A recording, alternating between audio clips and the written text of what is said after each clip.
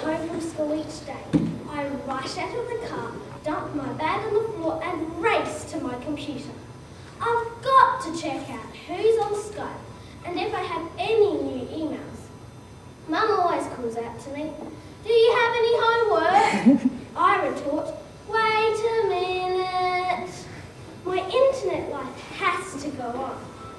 To protect us children, Dad has set up on our computers hardware firewalls and an internet rating system. If a website is not rated, the site can't be entered. Dad has an IP login system, so there is a record of any contact to our computers. We also have spam blocker, so we don't get rubbish emails. Mum and Dad want us to have fun and be safe. I play after school with heaps of friends.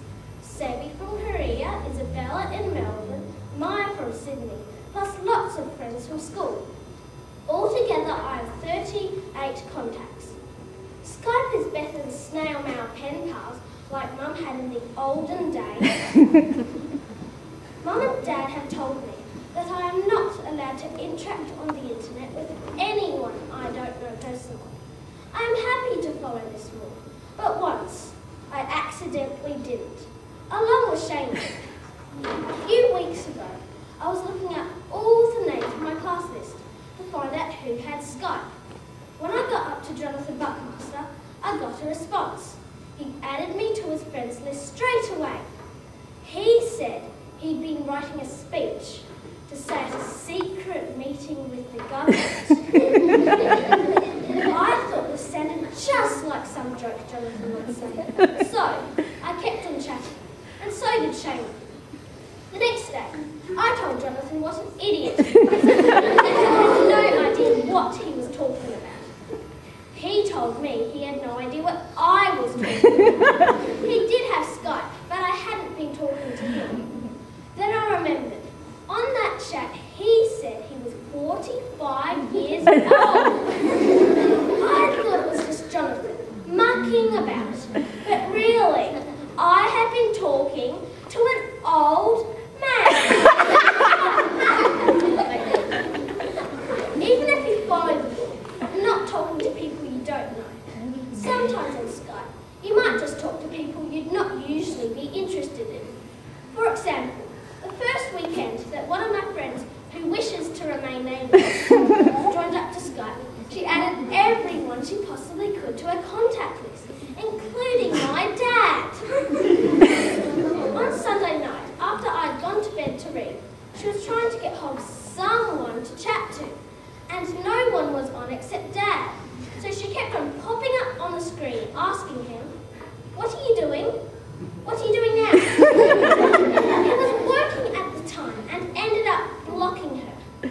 I don't think that she would normally be interested in talking to a middle-aged man, even if he is my dad. And I guess that is where the danger of computers lie.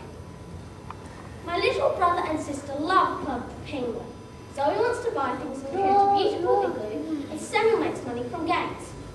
I try to be the boss penguin and end up fighting over the boss's seat with someone I don't know.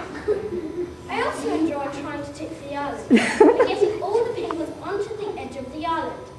Once, my sabotage plan nearly worked. The island wobbled. But then they all got bored and went back to playing the site games. In real life, I'm not this naughty.